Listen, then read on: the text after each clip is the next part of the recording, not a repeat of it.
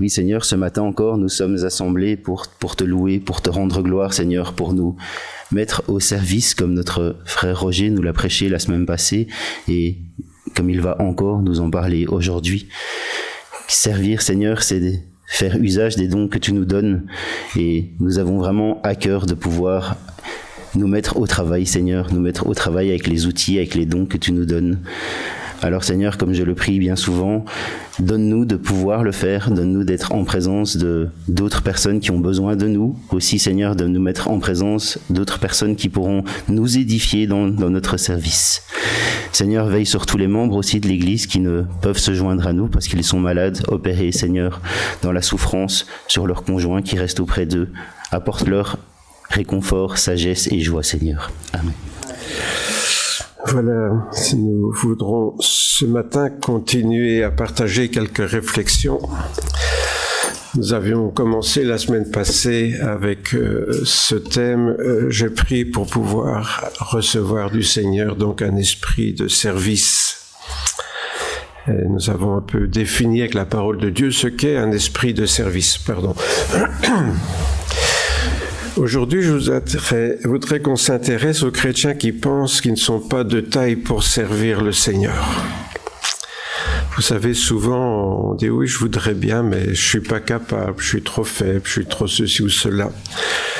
Et c'est vrai que quand on considère évidemment les responsabilités, les exigences du service de Dieu, on se dit « ça, c'est pas pour moi ».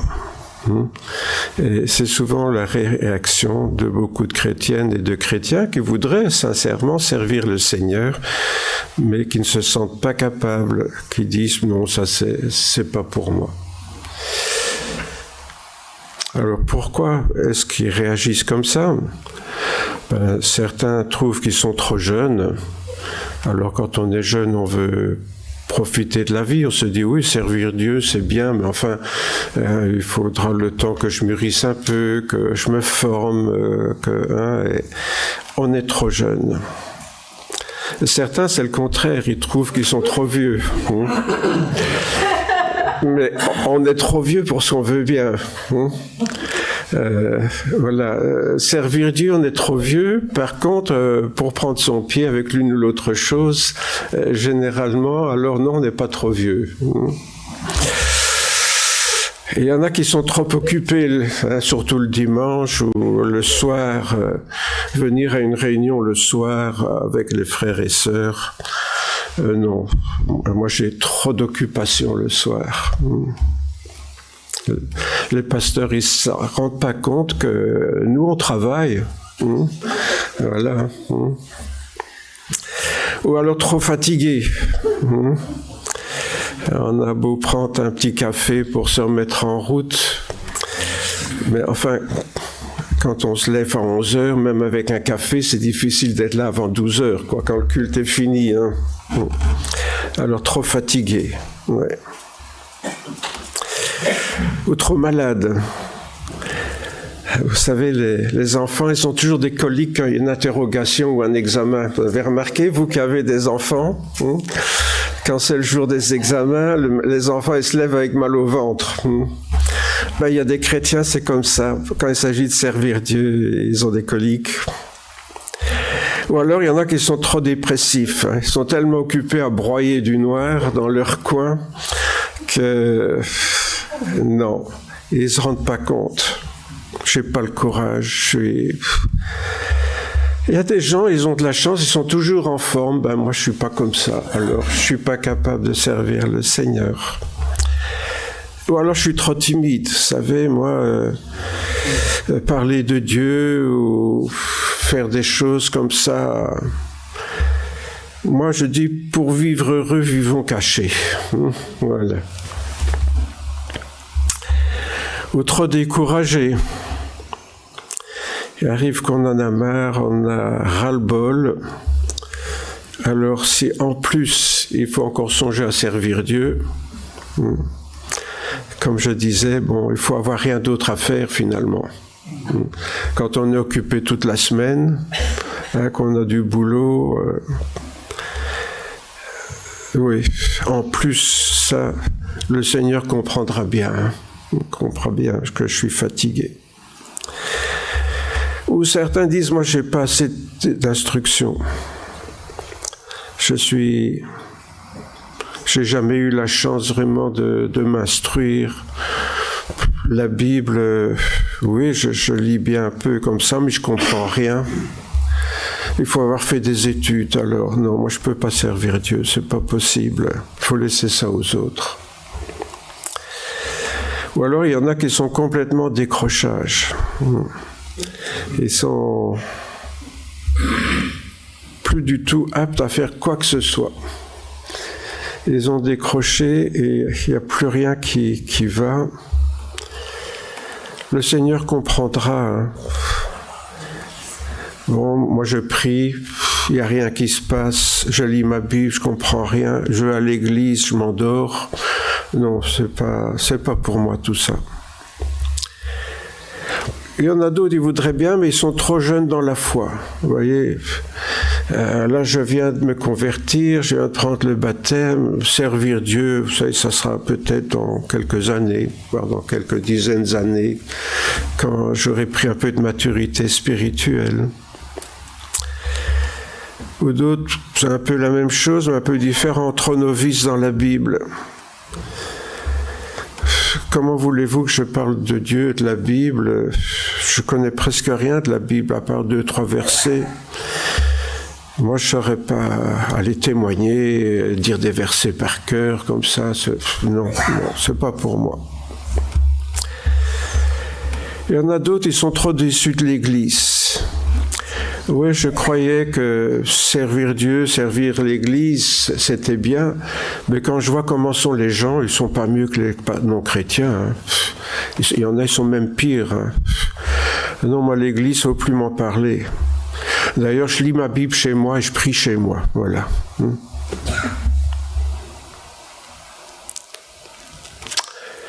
Ou il y en a d'autres, c'est peut-être les plus lucides, ils se disent, moi je suis trop pécheur pour servir Dieu, je suis trop matérialiste, les choses spirituelles, je laisse ça aux gens spirituels. Moi ce qui compte c'est mon business, c'est ma vie quotidienne. Et finalement, non, c'est pas pour moi.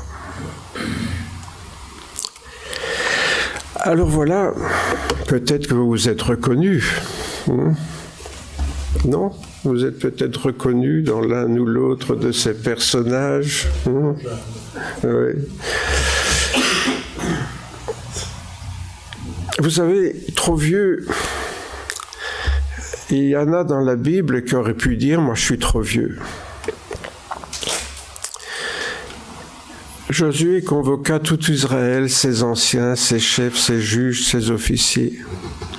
Et il dit, je suis vieux, je suis avancé en âge. Vous avez vu tout ce que l'Éternel, votre Dieu, a fait. Appliquez-vous avec force à observer et à mettre en pratique tout ce qui est écrit dans le livre de la loi de Moïse, sans vous en détourner ni à droite ni à gauche. Bien sûr, il parle de la loi de Moïse parce qu'il était dans l'Ancien Testament, hein, mais ici, voilà, il arrive un âge où on a servi le Seigneur toute sa vie, comme Josué, et peut-être on dit il est temps de passer le flambeau.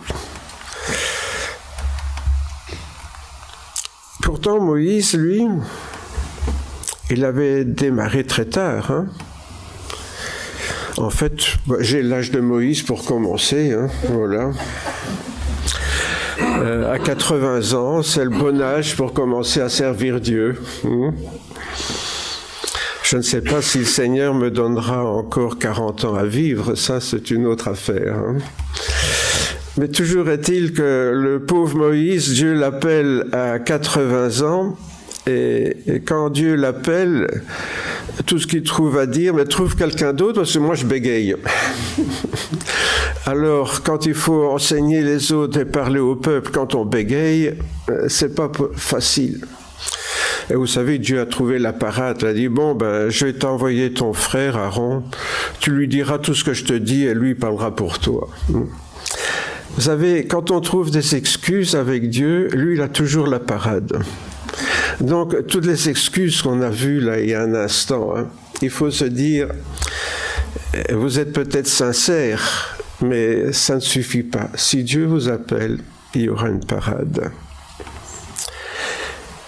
Vous pourriez dire aussi, je suis trop jeune pour servir le Seigneur. Mais Dieu a appelé des gens qui étaient aussi très jeunes. Hein? Josias avait 8 ans lorsqu'il devint roi. Rendez compte, c'est un des rois de Juda dont on parle notamment à l'étude biblique. Mais lui, c'était parmi les premiers rois. Il devint roi donc à l'âge de 8 ans. Il régna 30 ans et 1 an à Jérusalem. Il fit ce qui est droit aux yeux de l'Éternel, ce qui était rare avec les rois. Il ne s'en détourna ni à droite ni à gauche. La 8e année de son règne, donc il avait 16 ans, comme il était encore jeune, il commença à rechercher le Dieu de David, son ancêtre. Et la 12e année, il commença à purifier Juda et Jérusalem des hauts lieux, des idoles, des images taillées et des images en fonte. Voilà un jeune homme qui commence à 8 ans, alors qu'il est enfant. Bon, il a échappé à la mort parce que il y avait beaucoup de gens qui lui voulaient pas spécialement du bien. Sa famille a été liquidée, mais le grand prêtre a réussi à le cacher et à le faire élire roi pour éviter qu'un homme malhonnête prenne sa place. C'est donc ce grand prêtre qui l'a élevé, et 8 années plus tard, donc c'est-à-dire à 16 ans, il a commencé à vraiment se mettre à la recherche de la face de Dieu et s'engager avec le Seigneur. Et un peu plus tard encore, 4 ans plus tard, il avait 20 ans, là il s'est mis au travail et il a commencé à nettoyer spirituellement le peuple juif de toute cette idolâtrie qui polluait sa vie. Voilà l'exemple d'un jeune garçon qui a été formé très jeune et qui, à 20 ans, a pu commencer vraiment un ministère actif pour le Seigneur. Quand le Seigneur veut vraiment préparer quelqu'un qui se laisse préparer, Dieu peut l'utiliser très tôt pour servir le Seigneur, même dans des grandes responsabilités, comme c'est le cas ici. Si on veut parler de garçons qui ont été appelés très jeunes ou de femmes, on peut songer par exemple au petit Samuel. Vous rappelez ce petit Samuel que sa mère avait consacré au Seigneur. Elle avait dit au Seigneur, voilà, si tu me donnes un garçon, je te le consacrerai. Et le jour où ce garçon est né, dès qu'il a été sevré, elle l'a conduit au temple. Enfin, à l'époque, il n'y avait pas encore de temple, c'était encore l'époque de la tente. Et là, il s'est mis au service du Seigneur. Et le Seigneur l'a appelé, alors qu'il était enfant, et il a couru la nuit, il entend une voix. C'est Dieu qui lui parle. « Samuel, Samuel !» Il se dit, tiens, c'est le grand prêtre qui m'appelle, il vient voir, et vous connaissez l'histoire. Hein. Par 2 fois, il entend cette voix. Et là, le grand prêtre réalise que c'est Dieu qui est en train de lui parler. Alors, il a dit, la prochaine fois que tu entendras cette voix, tu diras, parle Seigneur, ton serviteur écoute. Et c'est ce qu'a fait le petit Samuel, qui était à peine sevré, donc un tout jeune garçon. Il s'est mis à l'écoute du Seigneur. Et puis, comment ne pas parler de Marie, qui était encore adolescente, lorsque un ange lui est apparu pour lui dire qu'elle serait enceinte, alors qu'elle-même était fiancée et qu'elle risquait de mettre tout son avenir en route. Et elle a eu le courage de dire qu'il en soit fait selon ta parole. C'est pas facile de dire ça quand on sait que le Seigneur nous demande de faire quelque chose qui va mettre en cause tout notre avenir. Et pourtant, c'est ce que cette jeune fille a eu le courage de faire. On imagine, vous savez, les filles à l'époque, dès qu'elles étaient pubères, on les mariait. Donc elle avait peut-être 14 ans, j'en sais rien. Mais 14 ans à l'époque, c'est à peu près 14-15 ans, c'est un âge normal pour marier une fille. Donc parfois on s'imagine que Marie, elle était majeure, qu'elle avait 21 ans, mais ça c'est bon pour aujourd'hui, être majeure à 21 ans. D'ailleurs, j'ai marié ma femme, elle n'était pas majeure. Elle a eu 21 ans en Afrique, après notre mariage. Comme quoi on peut s'engager très tôt dans le service du Seigneur. La Bible nous offre aussi l'exemple de personnes qui ont servi le Seigneur malgré un handicap. Le plus connu, il y en a eu d'autres, mais le plus connu, c'est l'apôtre Paul, qui disait « Le Seigneur m'a mis une écharpe dans la chair, un ange de Satan pour me souffleter et m'empêcher de m'enorgueillir. » C'était un handicap humiliant. Certains pensent que c'était de la conjonctivite chronique ou quelque chose comme ça. Il devait avoir les yeux purulents, quelque chose de répugnant, qui était un handicap pour un orateur. Vous savez, généralement, un orateur, c'est son apparence et sa manière de parler qui compte plus que ce qu'il dit. C'est tout à fait démontré aujourd'hui. La manière de parler, l'apparence de la personne fait que les gens vont recevoir ce qu'il dit ou pas. Même s'il dit des choses intelligentes, s'il présente mal, on ne l'écoute pas. Si c'est le dernier des cons, mais qui présente bien, on va boire ses paroles. C'est comme ça. C'était déjà comme ça du temps de Paul. Il ne faut pas croire que les hommes étaient différents. Et donc, par 3 fois, Paul a prié le Seigneur de l'éloigner de moi, donc cette maladie. Et Dieu lui a dit, ma grâce te suffit, car ma puissance s'accomplit dans la faiblesse. Une parole terrible. La puissance de Dieu se manifeste que quand la puissance de l'homme ne se manifeste pas. Si c'est la gloire de l'homme qui se manifeste, ce n'est plus Dieu qui parle, c'est l'homme. Si l'homme est humble et modeste et que la parole passe, c'est parce que c'est Dieu qu'on veut écouter. Je me glorifierai donc bien plus volontiers de mes faiblesses afin que la puissance du Christ repose sur moi. L'apôtre Paul avait accepté de servir Dieu avec son handicap. Quoi que tu penses donc à propos de toi-même, il faut te dire 2 choses. Je ne sais pas ce que chacun d'entre nous pense à propos de lui-même et de ses capacités de service. C'est vrai que ce que tu penses de toi, c'est peut-être lucide et exact. Connais-toi toi-même, dit le proverbe. On peut se dire, bon, moi je suis comme ceci, je suis comme cela, et on peut reprendre la liste de tout ce que j'ai vu avec vous tout à l'heure. Et tout ça, ça peut être tout à fait vrai. Mais si le Seigneur t'appelle à son service, surmonter ces obstacles ne dépend que de toi. Est-ce que vraiment tu veux te cacher derrière ces obstacles ou est-ce que tu veux surmonter ces obstacles ? Rappelez, lorsque Jésus a appelé ses premiers disciples, ils ont tout plaqué pour suivre Jésus. Ils étaient en train de ravauder leur filet au bord du lac, là, comme font les pêcheurs ou comme faisaient les pêcheurs à l'époque.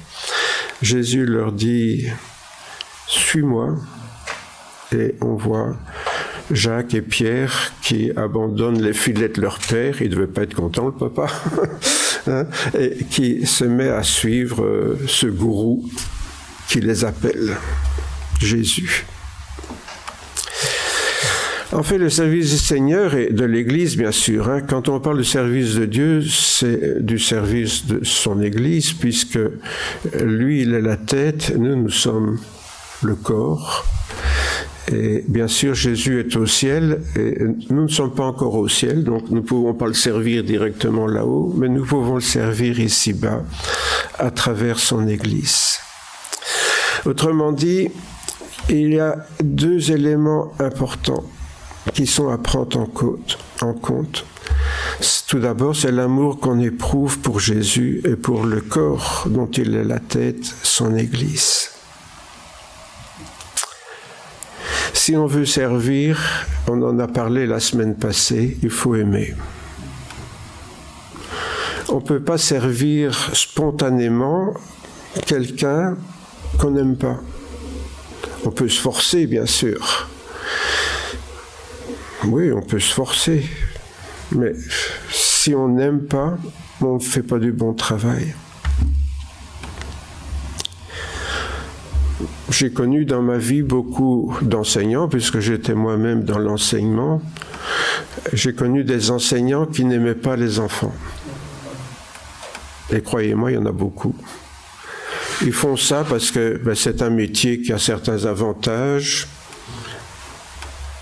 On ne voit pas toujours les défauts. Hein. Les gens disent il y a beaucoup de congés, c'est pour ça qu'il s'est fait professeur. Oui, ils ne se rendent pas compte qu'ils ne font pas que des journées de 8 heures, mais ça c'est autre chose. Hein, parce que quand ils rentrent à la maison, il faut préparer, il faut corriger, il faut faire tous les documents administratifs, et on ne va pas coucher très tôt. Mais enfin, bon, donc j'ai connu des enseignants qui n'aimaient pas les enfants. Alors, techniquement, ils faisaient bien leur travail, mais ça ne passait pas. Ça ne passait pas. Pourquoi ? Parce que les enfants, ils sentent quand ils sont aimés. Et quand ils se sentent aimés, il y a un lien qui se crée, et à travers ce lien, il y a une écoute. Et donc, les enfants écoutent. Pourquoi ? Parce que le prof est un super pédagogue ? Non, parce qu'ils sentent que le prof les aime bien. On ne sait pas travailler pour quelqu'un sans l'aimer, vraiment de manière efficace.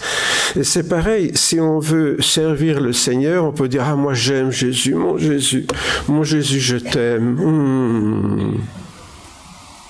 Mais celui-là, je ne l'aime pas. Hein. C'est possible, ça, vous croyez ? C'est pas possible. C'est facile de dire à Jésus qu'on l'aime, il n'est pas là. Enfin, si, il est là dans notre cœur, vous allez me dire. Mais s'il est là dans notre cœur, alors, lui, il aime toute l'Église. Si moi, je ne l'aime pas, c'est que je ne suis pas vraiment en accord avec lui, alors. Il y a quelque chose qui ne passe pas. Et la deuxième chose, bien sûr, si on veut servir le Seigneur, c'est savoir ce que le Seigneur nous demande. C'est savoir la place qu'on a dans cette Église. C'est difficile de travailler quand on ne se sent pas à sa place. Oui, on peut faire un job quelconque, mais il y a des gens qui vous disent ça. Hein. Ils disent, oui, moi je fais très le boulot, et t'aimes bien ton boulot, je ne me sens pas à ma place. Oui, je fais ça parce qu'il faut gagner sa vie, mais je ne me sens pas à ma place.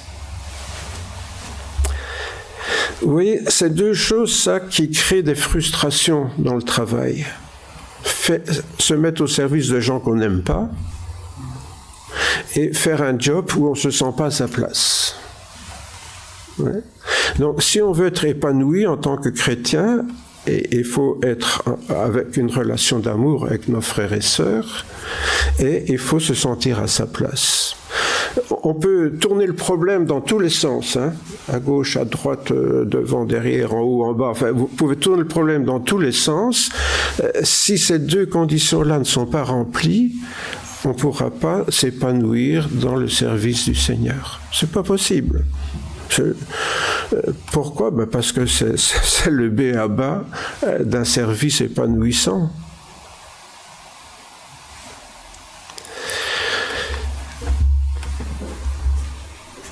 Un exemple de ces deux choses réunies, nous l'avons avec l'apôtre Paul et de ceux qui travaillaient avec lui. Nous aurions voulu, dans notre vive affection pour vous, il écrit là aux chrétiens de Thessalonique, hein, on aurait voulu, dans notre vive affection pour vous, non seulement vous donner l'évangile de Dieu, mais encore notre propre vie, tant vous étiez devenus chers. Non seulement vous donner l'évangile de Dieu, mais encore notre propre vie, tant vous nous étiez devenus chers. Depuis quelque temps, on me répète tout le temps, Roger, faut te reposer, hein, Roger, faut te reposer. Hein.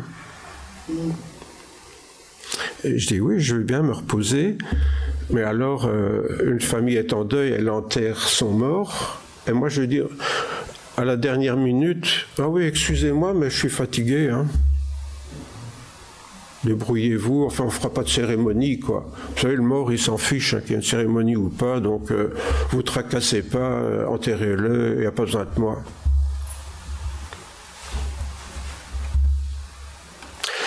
Vous savez, Françoise et moi, c'est quelque chose qu'on vit tous les jours.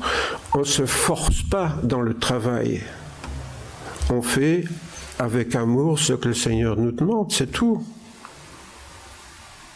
Je ne suis pas en train de nous prendre en exemple, mais c'est parce que les choses s'y prêtent à cause de ce qui est arrivé lundi passé, mais vous savez, c'est pas une question... c'est pas une question de travail, c'est une question d'amour. Et il se fait que je vous aime tous, mes frères et sœurs. Voilà, moi quand je vous regarde, il n'y a pas une tête, je veux dire non, celui-là je n'aime pas. Et donc, quand on aime, c'est naturel, je dirais. On n'a pas à se forcer, vous voyez. Bon, alors évidemment, la machine humaine a ses limites, mais ce n'est pas quelque chose.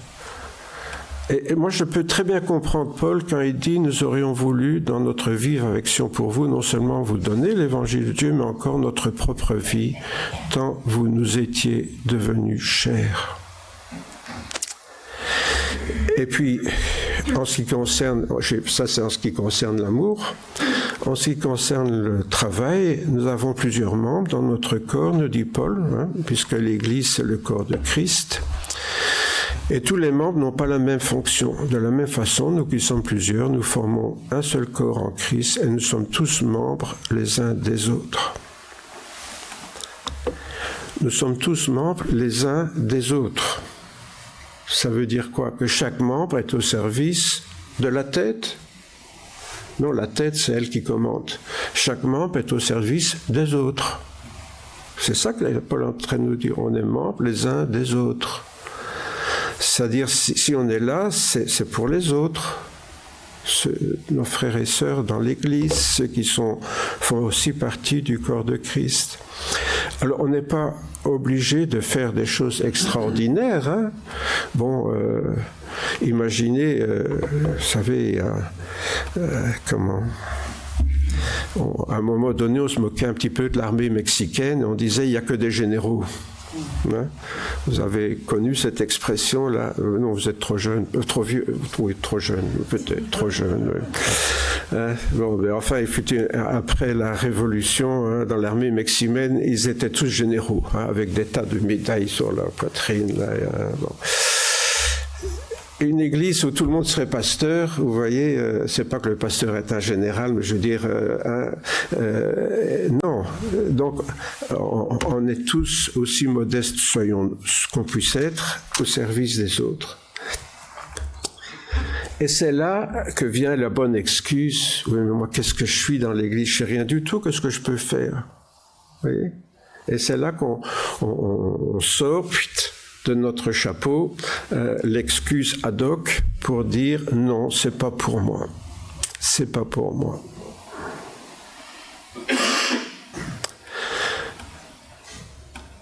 Si le service chrétien te pose un problème, c'est là que se trouve la réponse. C'est ces deux choses-là. Moi, je ne sais pas quoi vous dire d'autre. C'est tellement évident. Est-ce que tu aimes vraiment l'Église du Seigneur, c'est-à-dire ceux et celles qui la composent? C'est la question. Moi, je ne sais pas répondre à votre place. Mais si j'aime l'Église du Seigneur, qu'est-ce qui va se passer? Je vais être attentif aux besoins des autres.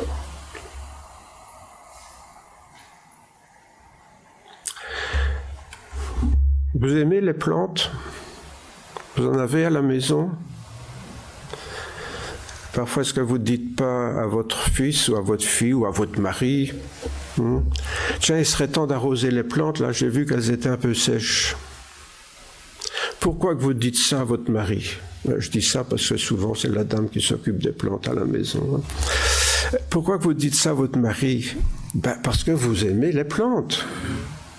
Donc, comme vous aimez les plantes, vous voyez ses besoins. Vous avez un chien, un chat? Vous dites, tiens, il serait temps de changer la litière du chat, là. Pourquoi que vous dites ça? Parce que vous aimez votre chat et vous êtes attentif à ses besoins. On est d'accord? Donc, si j'aime mes frères et sœurs, qu'est-ce qui va se passer?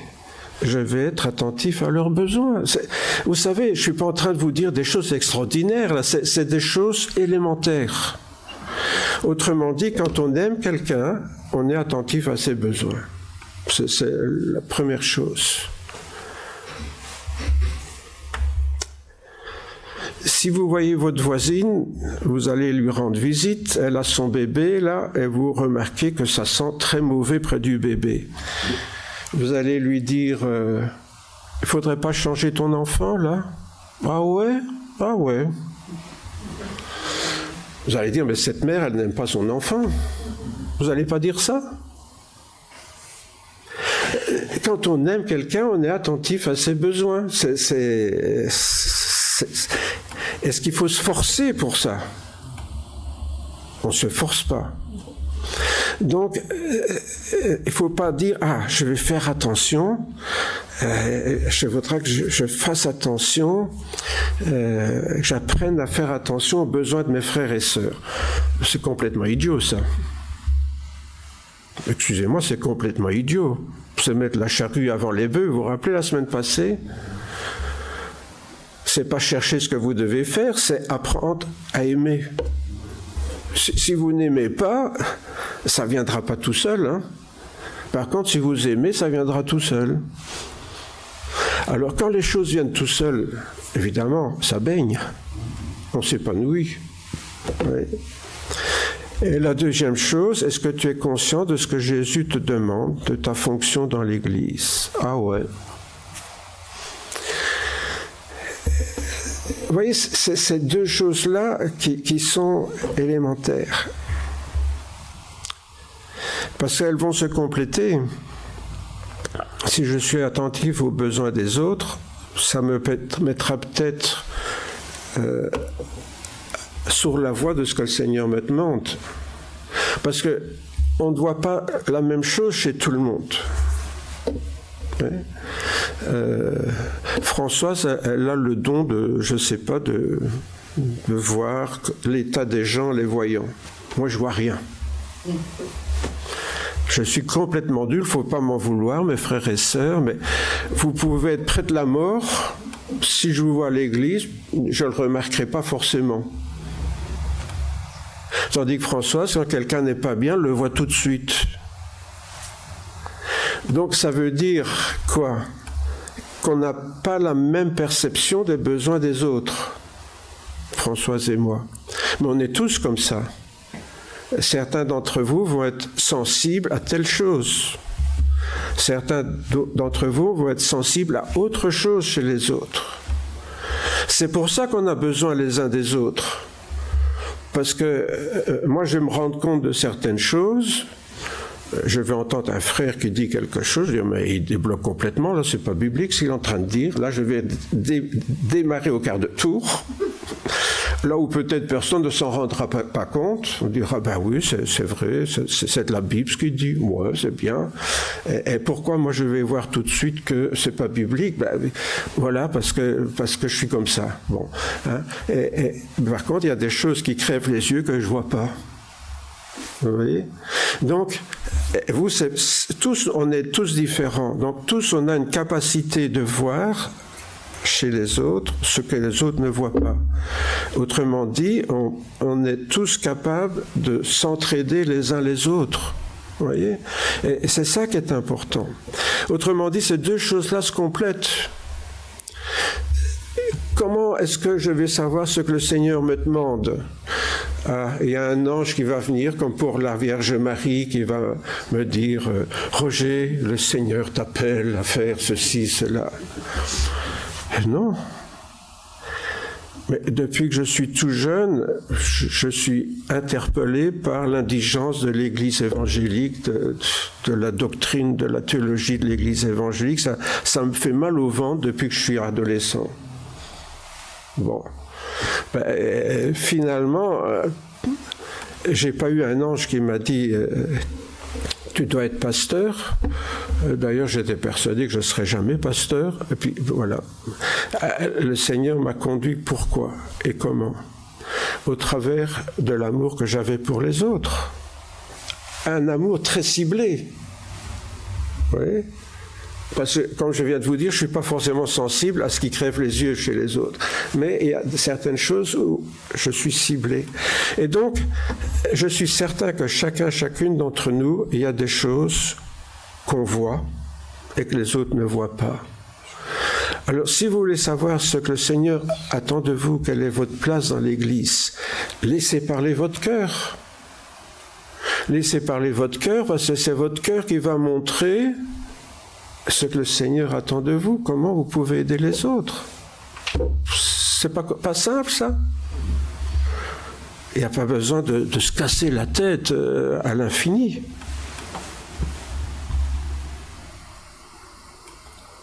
C'est une prise de conscience, mais pas forcément une révélation divine soudaine, hein. Une prise de conscience qui va de pair avec l'amour. Alors la clé, bien sûr, c'est d'apprendre à aimer. Si tu n'as pas de réponse claire à ces deux questions, ça ne sert à rien d'aller plus loin sans d'abord demander au Seigneur de t'aider à aimer tes frères et sœurs, tels qu'ils sont, avec leurs qualités, leurs défauts. Le problème, c'est qu'on voit toujours les défauts avant les qualités. Bon, ça, c'est embêtant, ça. Hein. Mais c'est ça que le Seigneur doit nous apprendre à faire. C'est de passer outre des défauts pour apprendre à aimer les frères et sœurs avec leurs qualités et en même temps, donc, de t'éclairer sur la tâche qu'il veut te confier. Vous savez, quand c'est pour le Seigneur, même les tâches matérielles sont spirituelles. Nous, on a tendance à diviser le monde en deux choses, les choses spirituelles, les choses matérielles. Et je vous l'ai déjà dit, hein, mais pour ceux qui ne l'ont jamais entendu, il y a une chose qui m'énervait quand j'étais adolescent, c'était les pasteurs qui disaient « Ah, chers frères, chères sœurs, comment va votre vie spirituelle ?» Alors, j'étais adolescent, mais je me disais « Tiens, on a une vie spirituelle et une autre vie, alors. » Ah, une vie spirituelle et une autre vie, ça s'appelle comment, ça? C'est pas une double vie, ça? Hein? On a une double vie. La vie spirituelle, c'est quand on prie, qu'on lit la Bible. Ça, c'est spirituel. Vous voyez? Mais nettoyer la maison, éplucher les patates, ou bêcher le jardin, ou pondre la pelouse, ça, c'est matériel. Ça, c'est pas spirituel. Vous voyez? Mais tout ce qu'on fait avec amour, c'est spirituel. C'est spirituel. Une maman qui passe une nuit blanche parce que son bébé pleure, c'est matériel, c'est spirituel. Si elle aime son enfant, c'est spirituel. Pourquoi? Parce que on aime le plus petit des frères du Seigneur, c'est Jésus qu'on aime. Ce que vous faites au plus petit de mes frères, c'est à moi que vous le faites. Est-ce que Jésus a dit, si vous allez lire la Bible au plus petit de mes frères, si vous allez prier avec le plus petit de mes frères, c'est ça que Jésus a dit? Non, il n'a pas dit ça du tout. Il a dit, ce que vous faites pour le plus petit, ça peut être n'importe quoi. Mais si on le fait comme si c'était pour Jésus, c'est spirituel.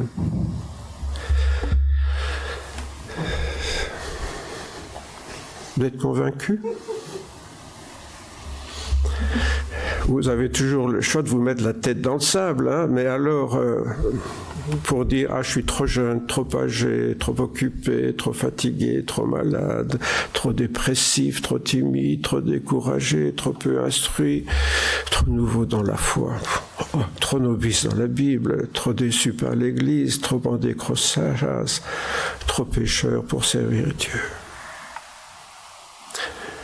Oubliez tout ça.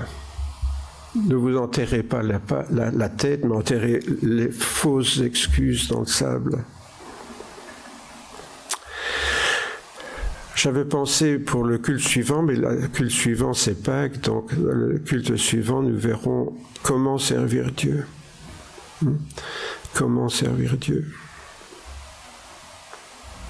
La semaine passée, j'avais parlé surtout de l'amour. Là, aujourd'hui, c'était un peu la période de transition. Et la semaine, dans 15 jours, donc maintenant, Dieu voulant, si je suis toujours vivant, nous verrons donc la suite de ce thème du service, comment servir Dieu. Mais vous savez, encore une fois, tout ça, ça se résume en 2 mots, c'est aimer et servir. Vous savez que c'est le devise du diaconat, ça. Nous sommes tous diacres. Il n'y a pas des pasteurs et des diacres, on est tous diacres pour le Seigneur. C'est pour ça que je vous mets cette image-là qui est un peu l'image symbolique du diaconat, aimer et servir.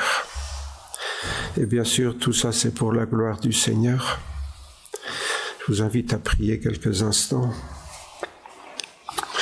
Seigneur Jésus, nous présentons devant toi tel que nous sommes, Seigneur, avec nos faiblesses, avec nos découragements, avec nos fausses excuses, avec tout ce qui nous éloigne, Seigneur, du service du corps dont nous faisons partie.